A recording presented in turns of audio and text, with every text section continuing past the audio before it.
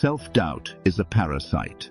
It waits in the dark corners of your mind, whispering, "You're not ready. You'll fail. Who do you think you are?" It doesn't shout. It corrodes. And if we let it, it steals years from us while we wait to feel confident enough. The Stoics understood this enemy. Marcus Aurelius wrote, "You have power over your mind, not outside events. Realize this, and you will find strength." Self-doubt is nothing but a refusal to claim that power. Here's the thing. Stoicism isn't about pretending we're fearless. It's about building ourselves into someone who acts in spite of fear. The Stoics treated life like a training ground for the soul, where every obstacle is a drill, every setback a teacher. Today, we break down 7 Stoic laws, hard, unflinching truths, that if lived, will silence self-doubt and turn it into fuel for strength. 1. Perception is your first battlefield. Epictetus taught that it's not events that disturb us, but our judgments about them. That includes our judgments about ourselves. Every time self-doubt rises, we have a choice: to accept its story or to see it as just another impression passing through the mind. This is the first battlefield, the moment you catch the thought that says, "I can't." A Stoic trains to stop and say, "Is this true, or is this just fear pretending to be truth?" Most of our doubts crumble under inspection. This law is about vigilance, catching destructive thoughts early before they grow into self-fulfilling prophecies. The more we practice questioning our assumptions, the more disciplined and sharp our mind becomes. We start winning the moment we refuse to believe every story the mind tells. It is not things themselves that trouble us, but our opinions about them. Epictetus. 2. Control what you can, release what you can't. At the core of Stoicism is the dichotomy of control. Some things are up to us, others are not. Self-doubt festers when we obsess over the things we can't control: other people's approval, the outcome of every risk we take, the future itself. The cure is ruthless focus. Act with excellence where your will has power, and let the rest go. As Epictetus put it, if it is not right, do not do it. If it is not true, do not say it. You are not responsible for victory, only for effort. When you live like this, doubt loses its teeth, because you cannot fail at what is fully under your control: your character, your choices. This law reminds us to stay grounded and conserve our energy for what truly matters: our decisions, our actions, and our integrity. Make the best use of what is in your power and take the rest as it happens. Epictetus. 3. Practice voluntary discomfort.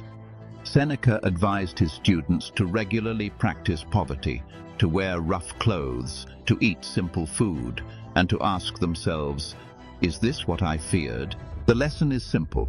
The more we deliberately expose ourselves to difficulty, the less frightening life becomes. When you've faced cold, hunger, rejection on purpose, doubt has no power left. You have trained the soul to say, "I can endure worse than this." Voluntary hardship is the forge where self-doubt burns away. This law is about preparation. If we can survive what we fear most, we free ourselves from fear's grip. Every moment of chosen discomfort is a rehearsal for the real battles of life, so that when hardship comes uninvited, we meet it as an equal.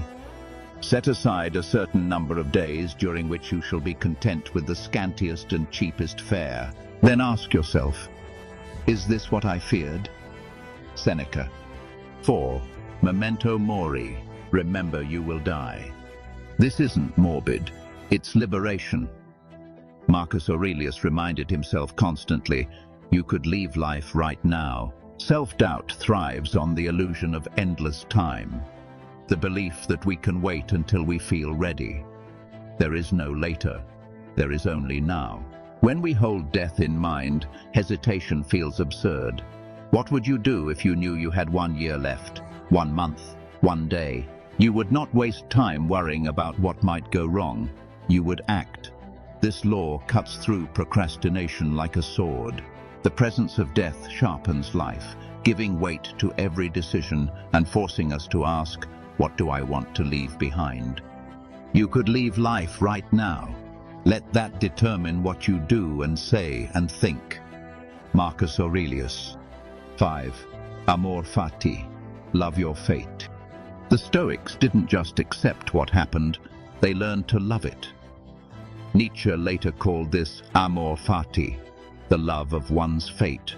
This law destroys doubt because it reframes everything that happens, even failure, as necessary for our path. If the challenge before you was meant to happen, then so is your victory over it, or your growth through defeat. Either way, doubt becomes pointless. Everything serves you. Everything is fuel. Amor Fati is the ultimate resilience.